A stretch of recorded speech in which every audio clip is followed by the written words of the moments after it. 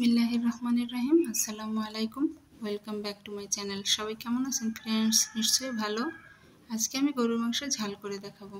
প্রথমে 1.5 কেজি গরুর মাংস নিয়েছি, ধুয়ে পানি ঝরিয়ে নিয়েছি। ফ্রাই প্যানে তেলটা গরম করতে দিচ্ছি, দিয়ে দিচ্ছি এলাচ এবং দারুচিনি, অ্যাড করে দিচ্ছি পেঁয়াজ কুচি বাদামি কালার হয়ে এলে অ্যাড করে দেব 2 টেবিল চামচ রসুন বাটা, 2 টেবিল চামচ আদা বাটা, 3 টেবিল চামচ পেঁয়াজ বাটা, 1 টেবিল চামচ জিরা বাটা।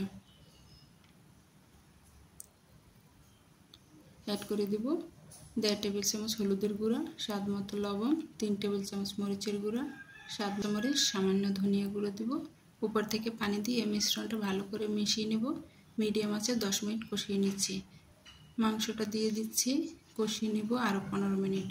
দেখুন মাংস থেকে পানি বের হয়ে আসছে।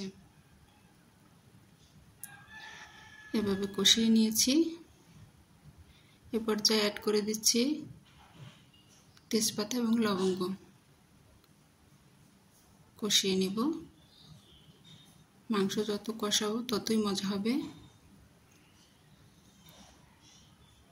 20 মিনিট কষানোর ফলে মাংস কিন্তু হয়ে গিয়েছে।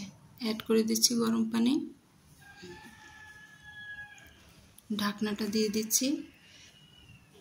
একপাশে আমি ফ্রাই প্যানে তেল গরম করে দিচ্ছি। অ্যাড করে দিয়েছি দারুচিনি, এলাচ, পেঁয়াজ কুচি এবং রসুন কুচি, বাদামি কালার করে ভেজে নেব। এই মিশ্রণটা আমি শিলপাটায় বেটে নিব। অ্যাড করে দিচ্ছি গোটা জিরে, বেটে নিয়ে মাংসে আমি মিশিয়ে দেব।